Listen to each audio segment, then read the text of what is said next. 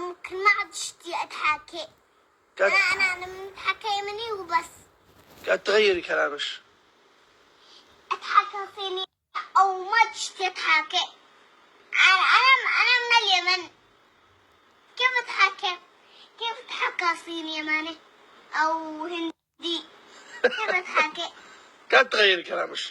يا عمو أنا أقول له. وأنت بصراحة يا ناي كلامك مش حالي اليمني. يا عمو ما هو. كده نفتل صنعاء. حنا نتحكى صنعاء. والله شو حالي صح؟ شو حالي؟ إنش نفسي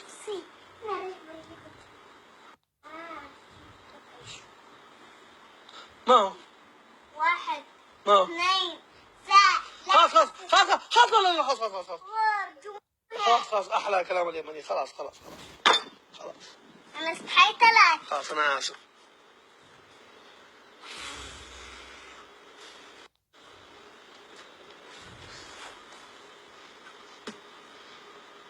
محمد شتي مني. والله انت لك 4 مصاركي. اسمعي يا نهي بقول لك معلومة ضرورية. نهي.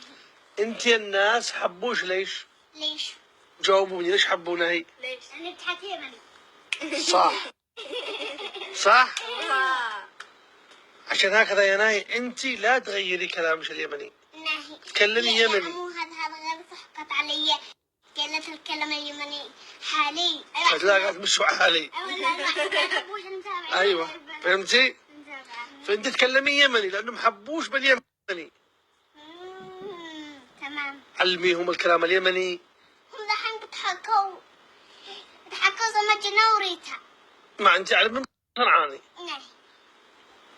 أكيد أعلم صنعاني. أيوة حق لهم عيوني. أيوة كلامك لا تغيرش. نهي. تمام. يا ناي هذه اسمها منى. تقول اللهجة حقش جميلة جدا. والله هي تتابعنا من الجنوب من أبها. من أبها. أيوة إيش تحب تقولي أبها؟ لا أبها أنا أحبكم قوية إلى في صومك يا عمو. نفسي أسافر أبها. والله نسافر أبها بس الآن برد يا ناهي. أبها أبها برد قوي الصبح برد. أيوة عادي يا عمو نسافر أبها. نسافر أنا وأنتي وحدنا بس مش لأنه لو معهم مدارس معكم دوامات.